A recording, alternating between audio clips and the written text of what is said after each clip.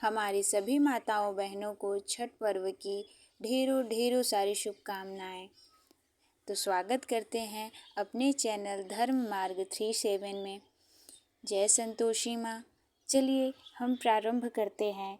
तो आज इस वीडियो के माध्यम से आप सभी परिवारजन को छठ पूजा की विधि, सामग्री और क्या करने की मनाही है तथा मासिक धर्म चक्र में इस पूजा विधि को कैसे करें, तो हम सभी जानकारी इस वीडियो से आप तक पहुंचाने का प्रयास करेंगे। जय छठी मैया। छठी मैया के प्रसाद और अन्य चीज़ों को रखने के लिए, शुरुआत करने के लिए आपको एक स्वच्छ घर की आवश्यकता होती है। तो यह हमारे पूजा घर से अच्छा कोई ऐसा जगह नहीं है जहाँ पे आप इन चीज़ों को रख सकें। तो आप अपने पूजा घर की साफ़ सफाई अच्छी तरीके से करके आप छठी मैया के सर्वस्व सामग्री को आप वहीं पर रखें। दौरा हुआ, जो भी फल फूल इत्यादि आप लाते हैं तो उसको आप पूजा गृह में बहुत अच्छी तरीके से रखें ताकि साफ़ सफाई रहे। इस पूजा में साफ़ सफाई का अत्यंत ही महत्वपूर्ण स्थान है। उसके बाद हमारा पहला दिन शुरू होता है 2025 में 25 अक्टूबर को नहाए खाए, यानी कि जिसे लौका भात के नाम से भी जाना जाता है। इसमें हमें चने की दाल बनानी होती है जिसमें लौकी डालना होता है और चावल बनाना होता है। तो यही हम शाम के भोजन में करते हैं। पूरे दिन निराजल व्रत रख के उसी दिन स्नान करते हैं हम, जो कि हमारा छठ पूजा का प्रारंभ होता है। उसके बाद इस सात्विक भोजन को हम ग्रहण करते हैं। उसके बाद आता है दूसरा दिन, यानी 26 अक्टूबर, छठ का दूसरा दिन। व्रती महिलाएं गुड़ का खीर और रोटी खाना होता है जिसे खरना विधि भी कहते हैं।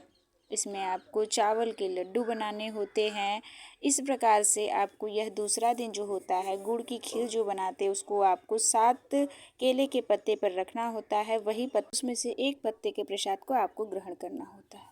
तो अब आता है छठ पूजा का तीसरा दिन, यानी छठ पूजा का तीसरा दिन का आरंभ बहुत ही कठिनाई से होता है। इस दिन का अर्थ अर्थात छठ के तीसरे दिन व्रती महिलाएं बिना अन्न जल ग्रहण किए पूरे दिन निराजल व्रत रखती हैं और शाम के समय अर्घ्य देती हैं। तो इसमें की आवश्यक वाली चीज़ें क्या क्या होती हैं, क्या क्या आपको चाहिए, इस वीडियो के माध्यम से हम आपको बताएंगे। आपको बांस की टोकरी यानी कि दौरा लेना है, बांस की सुपली लेनी है। यदि आप बांस का सुपली ले रहे हैं तो ठीक है, यदि आप पीतल का लेना पसंद करते हैं तो वह भी आप ले सकते हैं। इसके बाद आपको बाज़ार से शुद्ध और साफ फल लेने हैं जो कि आपको दौरा को साजना होता है। तो आप इसमें कुछ सब्जियां भी प्रमुख हैं जो कि उपयोग में लाई जाती हैं। खीरा हुआ, ककड़ी हुआ, कोहड़ा हुआ, लौकी हुआ। तो ये चीज़ें छठी मैया के लिए प्रमुख रूप से सब्जियों के रूप में उपयोग किया जाता है। ये सारी चीज़ों को आपको लेके आना है। मूली भी इसमें इस व्रत में आप चढ़ाई जाती है।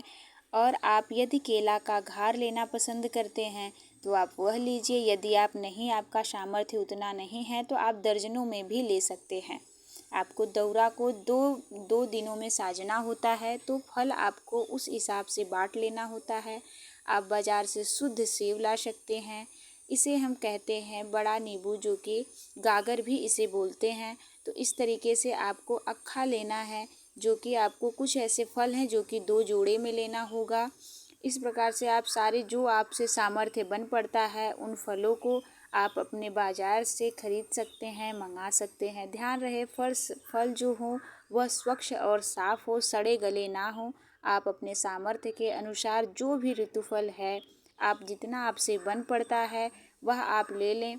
आपको यह ध्यान रखना है, फल आपको उसी हिसाब से लेना है कि वह 2 भागों में बांटना होता है। यानी आपको शाम का अर्घ्य जो देना है, एक बार वह दौरा सजाना होता है। फिर सुबह के समय जब आप अर्घ्य देते हैं तो आपको उन फलों को निकाल के उन्हीं दौरे में आपको दूसरे वाले जोड़े को, फल को धो पोंछ के अच्छे से साफ स्वच्छता का ध्यान रखते हुए आपको वह साजना है। तो उसी हिसाब से आप अपने सामर्थ्य के अनुसार आप फल ले सकते हैं। फल को आपको खंडित नहीं करना है, काटना नहीं है। तो इस तरीके से आपको सारे फलों को एकत्रित कर लेना है। इसमें जो ऊख होता है यानी गन्ना, इसका एक प्रमुख स्थान होता है क्योंकि यही आपको बेदी के पास लगाना होता है। बेदी इन्हीं के पास होती है। उन ऊख में जो गन्ना होता है उसमें आपको एक पीला वस्त्र भी बांधना होता है। छठी मैया को पीला वस्त्र अत्यंत ही प्रिय है। तो इस प्रकार आप सारे फलों को ले सकती हैं जितने आपके मार्केट में आपको मिल रहा है वह फलों को ले लें। इसमें मुख्य रूप से ठेकुआ का बहुत ही महत्वपूर्ण स्थान है। तो आपको ठेकुआ भी बनाना होता है, जो कि आप उसी स्थान पे बनाएंगी जहाँ पे आपने साफ सफाई करके छठी मैया की सारी व्यवस्था को रखा है। चावल के लड्डू को बनाना होता है और स्वच्छता से आपको ठेकुओं को भी उस दौरा में साजना होता है। फिर आपको इस प्रकार से सुपली को तैयार करना होता है जो आप अपने आंचल में लेती हैं। वेदी को आप वहीं स्थान पे बनाएंगे जहाँ पे आपने साफ सफाई की, जहाँ आपको छठ व्रत करना है। तो पहले दिन वहीं स्नान करके आपको वेदी को, मिट्टी से वेदी को बना लिया जाता है। तो यदि आप सार्वजनिक जगहों पे कर रहे हैं जहाँ सभी लोग करते हैं तो भी कोई बात नहीं। यदि आप घर पे करना चाहें तो इस प्रकार से कर सकते हैं। पहला अर्घ हमारा 27 अक्टूबर दिन सोमवार को होगा, जो कि संध्या अर्घ है। दूसरा अर्घ हमारा 28 तारीख को होगा, जो कि हमारा उषा अर्घ है।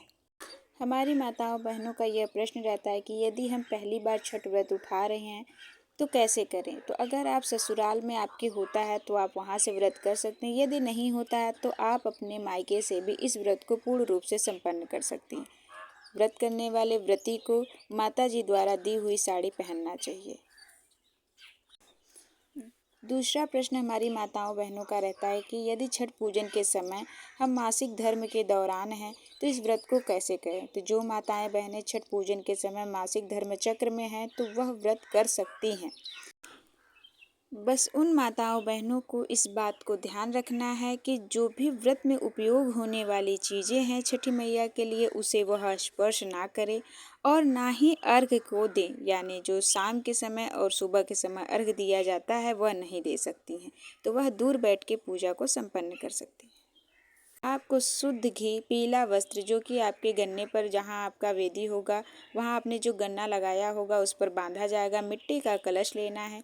जो दिया आपके वेदी पर जलाए जाएंगे वही दिया लेके आपको अपने पूजा स्थान तक आना है, जो कि पूरी रात जलना होता है। फिर व्रती माताएं वही दिए को लेकर उस स्थान पे जाती हैं जहाँ उन्होंने छठ को प्रारंभ किया है। सुबह अर्घ देने के बाद उनकी पूजा पूर्ण रूप से संपन्न हो जाती है।